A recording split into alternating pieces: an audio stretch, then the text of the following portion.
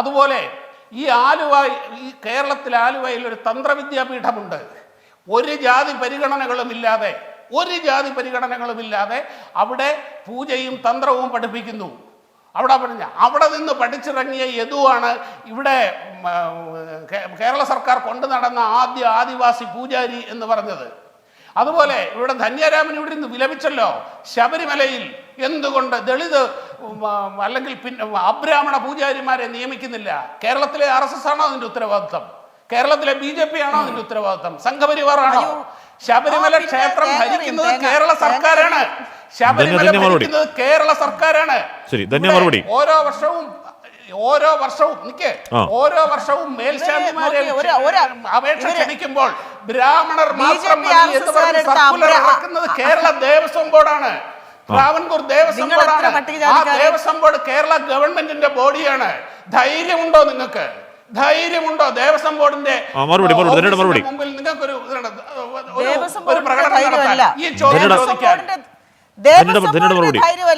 ദേവസ്വം ബോർഡിന് ധൈര്യമുണ്ട്. പക്ഷേ ആളെ BJP ആളും RSSകാരും കൊല്ലും. BJPയും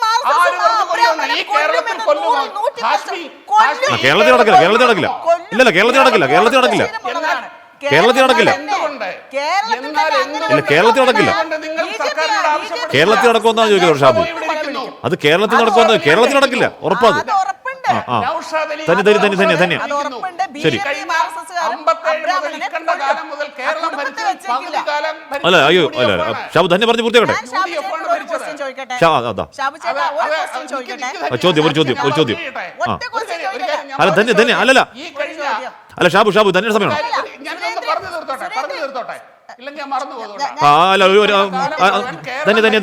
ഒരു ഒറ്റ നൗഷാദ് അലിയുടെ സർക്കാരാണ്, UDF ആണ് ഭരിച്ചത്. എന്തുകൊണ്ട് ശബരിമലയിൽ കേരളത്തിലെ ദേവസ്വം ബോർഡ് ക്ഷേത്രത്തിൽ അബ്രാഹ്മണ പൂജാരിമാരെ നിയമിക്കാൻ നിങ്ങൾ നിയമം കൊണ്ടുവന്നില്ല? ശരി, ചോദിക്കാം. ശരി, ധന്യ ഒന്ന് ചേട്ടൻ ഹാഷ്മി നേരത്തെ ചേട്ടൻ പറഞ്ഞത് ഇവിടെ യദുവിനെ അടക്കം ഇവിടെ പൂജ പഠിപ്പിച്ചു എന്നാണ്. ഈ പൂജാരിയാക്കാതെ പൂജ പഠിപ്പിച്ചിട്ട് എന്ത് കാര്യം? 19 പേരെ അവർ പൂജ പഠിപ്പിച്ചു. നിങ്ങൾ എവിടെയാണ് പൂജാരിയാക്കിയത്? ഞാൻ ഒരു ചോദ്യം കൂടി ചേട്ടൻ ചോദിക്കാം. ചേട്ടൻ ന്യായീകരിക്കുന്നുണ്ടോ? ചേട്ടാ, എന്റെ ഒരു ചോദ്യമാണ്. ഊണ് കഴിച്ചു എന്ന് സുരേന്ദ്രൻ പോസ്റ്ററിൽ എഴുതിയത്, അതിന് ചേട്ടൻ ന്യായീകരിക്കുന്നുണ്ടോ? അതിന് ചേട്ടൻ അംഗീകരിക്കുന്നുണ്ടോ? ഈ രണ്ട് ചോദ്യത്തിന് ഉത്തരം വേണം. അല്ല, പട്ടികാൽ SC ST നേതാക്കൾക്കൊപ്പം ഭക്ഷണം കഴിച്ചു ഊണ് എന്ന് പറയുന്നത് പോസ്റ്ററിൽ അടിച്ച് വിതരണം ചെയ്തതിന് ന്യായീകരിക്കുന്നുണ്ടോ ചോദിച്ചു. സ്ട്രാറ്റജിക് മിസ്റ്റേക്ക് തന്നെയാണ് എന്നാണ് എന്റെ അഭിപ്രായം. അങ്ങനെ എഴുതാൻ പാടില്ലായിരുന്നു എന്ന് തന്നെയാണ് എന്റെ അഭിപ്രായം. അതിനെ അംഗീകരിക്കുന്നില്ല. സ്ട്രാറ്റജിക് മിസ്റ്റേക്ക്, തന്ത്രപരമായ പിഴവോ? അതെ, സ്ട്രാറ്റജിക് മിസ്റ്റേക്ക് ആണ്. അതാണ് തന്ത്രപരമായ പിഴവോ? ഇലക്ഷൻ കാലം എന്ന് പറയുന്നത് തന്ത്രങ്ങളും എല്ലാം ഉള്ളതാണ്. അപ്പൊ SC ST നേതാക്കൾക്ക് കാണുന്നതും അവരെ കൂടെ കൂട്ടുന്ന ഭക്ഷണം കഴിക്കുന്ന തന്ത്രമല്ലേ ഷാബു? എന്റെ ഹാഷ്മി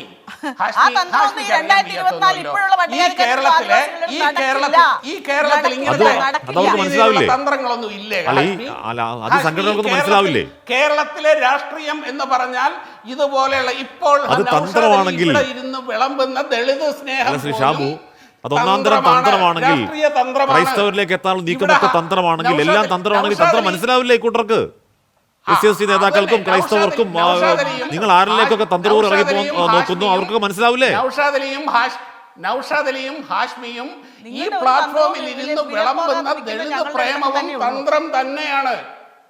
അത് ആർക്കാ മനസ്സിലാവാത്തത്? എന്ത് പ്രേമം സാർ? ഇത് മനുഷ്യ സ്നേഹമാണ് സാർ. സാർ, മനുഷ്യരായി പിറന്നവർ മനുഷ്യരായ മറ്റൊരാളെ കാണൂ. ഷാബു പ്രസാദ്, കണ്ണടയുടെ പ്രശ്നമാണ് അത്. കണ്ണടയുടെ പ്രശ്നമാണ്. ഒരു മനുഷ്യനായി പിറന്നവൻ മനുഷ്യനെ മാത്രമേ മറ്റൊരാളെ കാണൂ. അയാളുടെ ജാതി മതവും നോക്കില്ല. അതുപോലും തന്ത്രമാണെന്ന് തോന്നുന്നു. കണ്ണടയുടെ പ്രശ്നമാണ്. അങ്ങനെയല്ല ഷാബു പ്രസാദ്, അങ്ങനെയല്ല. അങ്ങനെ അല്ലാത്തവരുമുണ്ട്. അങ്ങനെ അല്ലാത്തവരുണ്ടെന്ന് മനസ്സിലാക്കണമെങ്കിൽ കണ്ണട മാറ്റി വെച്ച് നോക്കണം. അങ്ങനെ അല്ലാത്ത ഇപ്പോ എന്താണ് ഇപ്പൊ ദളിത് സ്നേഹം പറയുന്നത്, അല്ലെങ്കിൽ മനുഷ്യരെ മനുഷ്യരായി കാണുന്ന തന്ത്രമാണെന്ന് തോന്നുകയാണെങ്കിൽ ആ തന്ത്രമല്ലാത്തവരുണ്ട്. അത് മനസ്സിലാക്കണമെങ്കിൽ കണ്ണട മാറ്റി വെച്ച് നോക്കണം. അതാണ് പ്രശ്നം. ഹാഷ്മി, നിങ്ങളുടെ ഒന്നും അത്രയും കുരുട്ടുബുദ്ധി ആ BJP IT സെല്ലിന്റെ മേധാവിക്ക് ഇല്ലാതെ പോയി എന്നുള്ളതാണ് ഇവിടുത്തെ പ്രശ്നം.